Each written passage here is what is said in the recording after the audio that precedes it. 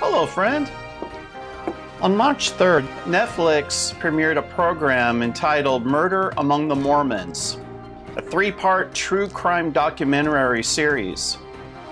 TV Guide article on the Netflix series states, in 1985, a series of fatal bombings in Salt Lake City opened up an investigative rabbit hole into the bizarre underworld of Mormon document collecting.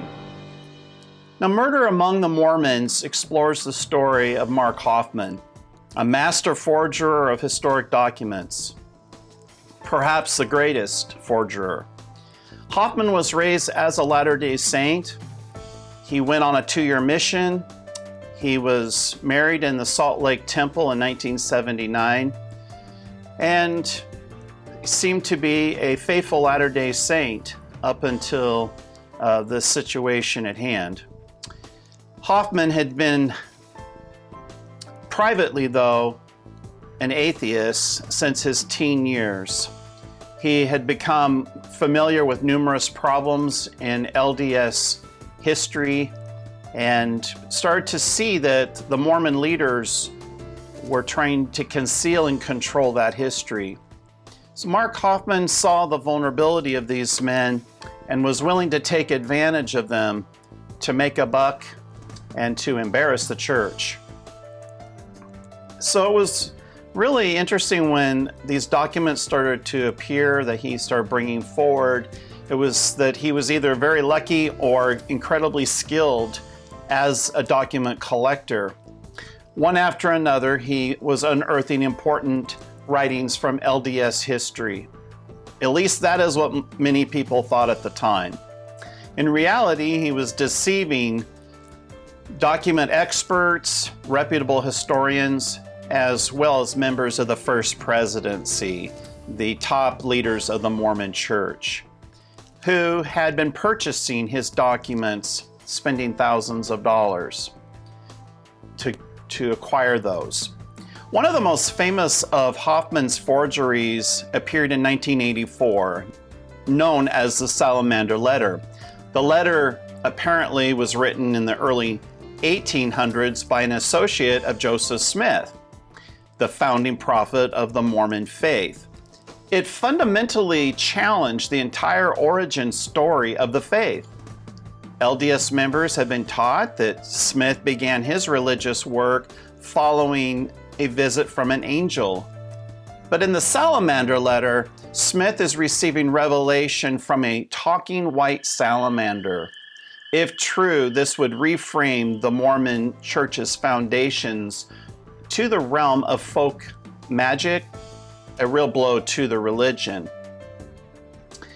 By 1985, Hofmann had created a number of historical forgeries in addition to the documents relating to Mormonism. Despite his numerous document sales, Mark Hofmann was slipping into deep financial trouble.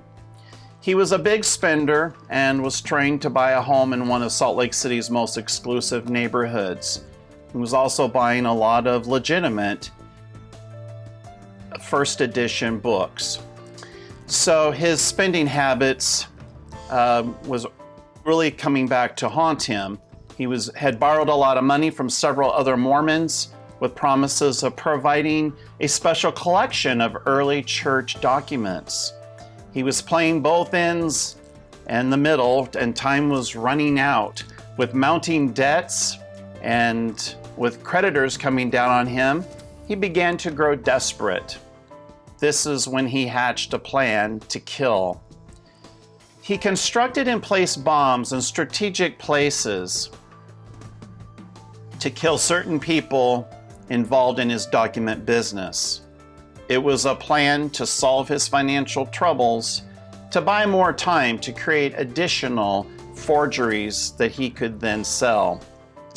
On October 15, 1985, 2 of Mark Hofmann's bombs went off in Salt Lake City, killing 2 people.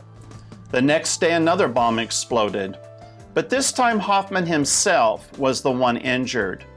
He was in the process of delivering another bomb when it detonated prematurely in his parked car. Even though he was seriously injured, he survived the explosion. It was at this time the investigators began to suspect that Hofmann was the bomber. On February of 1986, Mark Hofmann was arrested. The case against him was overwhelming. Besides committing 2 murders, he had forged dozens of documents and defrauded multiple people, including the LDS Church, of possibly $2 million.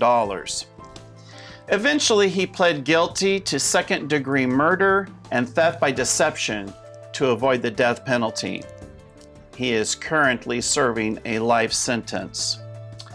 Now, a selling point of the LDS Church is that it claims, unlike other churches, to have a living prophet at its helm. But Jesus warns us about what he called blind guides, who claim to be men of God, but in reality they are blind leading the blind. Matthew 15:14 says, they are blind guides, and if the blind lead the blind, both fall into a pit. We must be careful not to follow false prophets who are actually promoting a false gospel. It's one thing to be wrong about historic documents, but what if they are wrong about Jesus Christ himself and salvation? We can clearly see from the Hofmann story that the LDS leaders do not have discernment. They were deceived by Mark Hofmann, but also by Joseph Smith, an even greater master of deception. Please like, subscribe, and comment below what you thought of this video. And thank you for watching. God bless you.